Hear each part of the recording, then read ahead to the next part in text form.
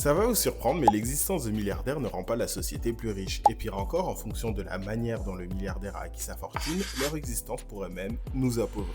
Et c'est quand même contre-intuitif, parce qu'on pourrait se dire que les milliardaires ont créé des entreprises qui ont révolutionné le monde, je pense notamment aux GAFAM. En fait, le truc, c'est qu'on a une image du milliardaire qui est profondément erronée. Ils sont très loin de tous être des innovateurs. Beaucoup ont créé leur fortune sur le tabac, sur le pétrole, sur les pesticides ou sur l'alcool. Et surtout, beaucoup ont bâti leur fortune grâce à leur connexion politique.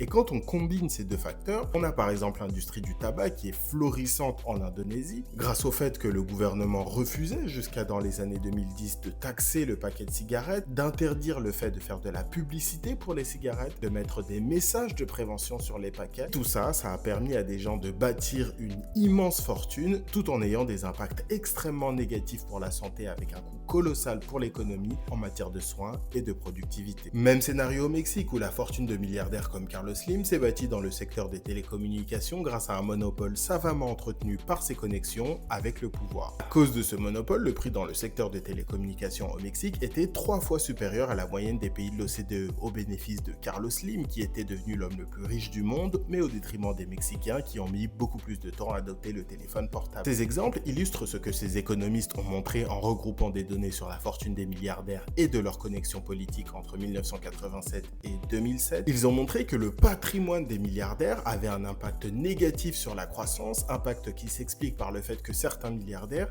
ont acquis leur fortune grâce à des connexions politiques qui faussent la concurrence et le marché de manière générale et qui conduisent à une moins bonne allocation des ressources et à un appauvrissement global de la société. En revanche, l'impact des milliardaires ayant bâti leur fortune sans connexion politique sur la croissance économique est nul, ni positif ni négatif. Ça change juste rien pour la croissance économique de vivre dans une société avec ce type de milliardaires. Dis-moi tout ce que tu penses de tout ça en commentaire. Personnellement, je trouve que ça remet quand même en question le discours sur l'utilité sociale des milliardaires qui créent des emplois et des richesses dans l'économie. Bref, abonnez-vous.